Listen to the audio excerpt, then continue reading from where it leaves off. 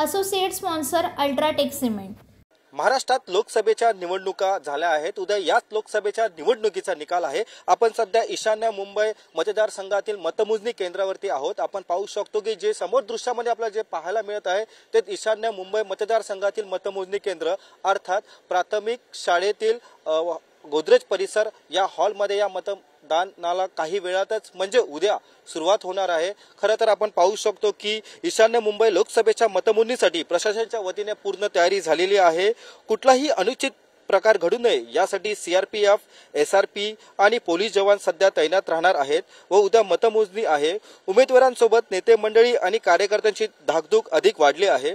अवघे काही तासातच मतमोजणी होणार असल्याने मतदार राजांनी नेमकं कोणाच्या बाजूने कौल दिला आहे ते पाहण्यासाठी आता उत्सुकता अधिक वाढलेली आहे। खरं तर आपण पाहू शकतो की ईशान्य मुंबईमध्ये खरं तर अशी लढत आपल्याला पाहायला मिळत होती की महायुतीकडून मिहिर कोटेचा व तसेच महाविकास आघाडीकडून संजय पाटील अशी लढत मेन पाहायला मिळणार आहे। उद्या नक्की जनतेने कोणाला कौल दिला आहे ते आपल्या समोर येणार आहे।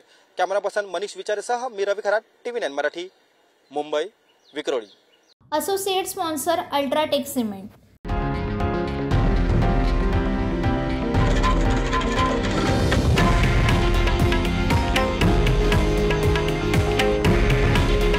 हे आहे देशातील नंबर 1 न्यूज नेटवर्क आणि आपण पाहत आहात TV9 मराठी। काळजी तुमची, हित महाराष्ट्राचं।